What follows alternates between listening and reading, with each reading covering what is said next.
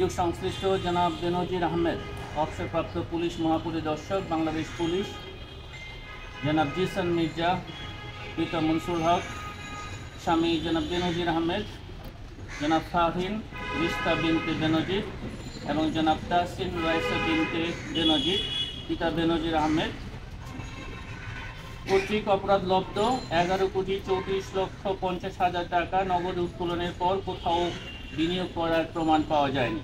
অভিযোগ সংশ্লিষ্ট ব্যক্তিগণ বর্ণিত অর্থ উত্তোলনের পরেই বিদেশে চলে যান।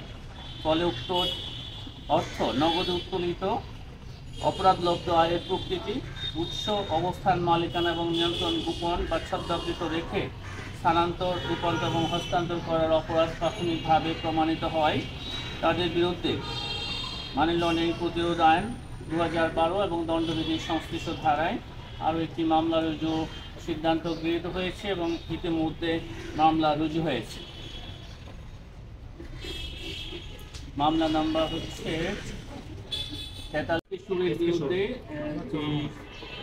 আমাদের সম্পদ সংক্রান্ত যে মামলা তদন্তাধীন আছে সেই তদন্ত সংক্রান্তে রেকর্ডপত্র জব্দ করা হয়েছে এবং তদন্ত শেষ হলে আমরা এই বিষয়ে আপনাদেরকে বিস্তারিত জানাতে পারবো। আচ্ছা ভাই, সবশেষ তদন্ত চলমান। ছোট করে একটা বিষয় বলেন ভাই। কিছু মন্তব্য করা এই পর্যায়ে সমীচীন হবে না। একটা বিষয় বলে, আজকে যে মামলা করলেন আর ডক্টর আতিউর রহমান সাহেব তিনিও বিদেশ আগিয়ে চলে গেছেন, বেনজির সাহেব তিনিও বউ বাচ্চা নিয়ে বিদেশ চলে গেছেন।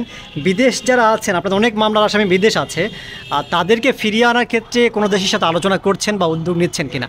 আমরা এই আগেও আপনাদেরকে এই বিষয়ে জানিয়েছিলাম যে যারা বিদেশে পলাতক আছেন তাদেরকে দেশে ফিরিয়ে আনার ব্যাপারে সরকার অত্যন্ত আন্তরিক এবং আমাদের যারা এই শুধু আমরা আমাদের মামলাতে তদন্ত করছি না, আরও আইন প্রয়োগকারী সংস্থা তারাও অনেক মামলা তদন্ত করছেন, সবাই চেষ্টা করছেন তাদেরকে দেশে ফিরিয়ে আনার জন্য। এবং এই বিষয়ে আমাদের যেসব দেশে আমরা জেনেছি তারা পালিয়েছেন বা এখন আশ্রয় নিয়েছেন সেই সব দেশের সাথে যোগাযোগ অব্যাহত আছে। বেনজির সাহেব কোথায় আছে জেনেছেন কিনা?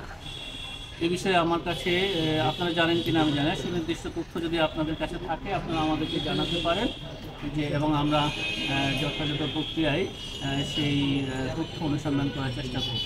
এই মামলায় আসামির সংখ্যা 23। এখানে বেনিফিশিয়ারি জনতা ব্যাংকের পরিচালনা পর্ষদ এবং বাংলাদেশ ব্যাংকের কর্মকর্তারা জড়িত রয়েছে। বারাকাত সাহেব কি আছেন নাকি এখানে? এখানে জনতা ব্যাংকের চেয়ারম্যান ডক্টর আবুল বারাকাত, সাবেক চেয়ারম্যান জনতা ব্যাংকও আসামি অন্তর্ভুক্ত আছে।